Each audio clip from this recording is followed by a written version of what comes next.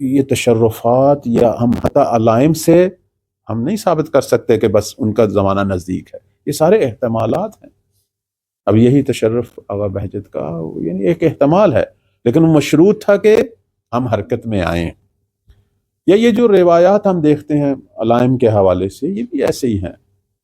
ایک تو بحث ان کی سندی و اپنی جگہ، ایک بحث دلالی ہے کہ ہمیں نہیں پتہ سفیانی کون ہے، ہمیں نہیں پتہ وہ جو کہا گیا تھا شامات کے جو ہیں وہ تبدیل ہوں گے، حالات خون ریزی جنگیں ہوں گی، وہ کون سا دور ہے پتہ۔ یہ تو پورا آپ اس کی تاریخ دیکھیں، یہ پورا خطہ اسی طریقے سے چلا رہا ہے، خونی چلا رہا ہے۔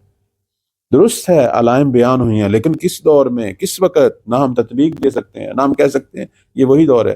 جنہوں نے بھی ایسی غلطیاں کی آپ دیکھیں کچھ بھی نہیں ہوا، اصلا یہ کہنا نہیں چاہیے، ہاں ٹھیک ہے، لیکن اصل جو چیز ہے وہ پہلے بھی میں عرض کر چکا ہوں اور ہونی چاہیے کہ ظہور علامات پہ موقوف نہیں ہے، ظہور شرائط پہ، زمینہ سازی پہ، ہماری تیاری پہ موقوف ہے، اسباب ظہور موقوف ہے۔ اور اسباب ظہور میں ایک اہم ترین جو مورد ہے وہ ناصروں کا وجود میں آنا ہے اور ناصروں کا حرکت میں آنا۔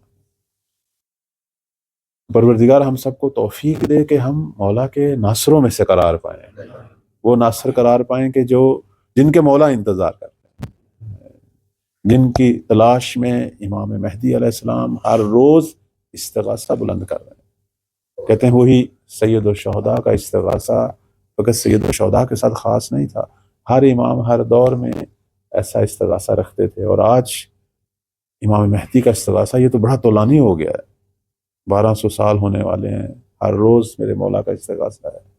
کہاں ہے وہ میرے شیعہ، کہاں ہے وہ میرے ناصر جنہوں نے دولت کریمہ اہل بیت کی راہ ہموار کرنی؟ ہم ارد گرد کے جو علاقے ہیں ان کے اندر بیماریوں کو، جنگوں کو، پتہ نہیں کیا کیا چیزوں کو ڈھونڈ رہے ہیں۔ امام جو ہیں وہ ہمارے وجود میں، ہمارے دلوں کو، ہمارے قلوب کو، ہمارے اندر جو حالتیں ہیں ان کو مولا جو ہے وہ دیکھ رہے ہیں۔ کب ہم اپنے آپ کو تیار کرتے ہیں؟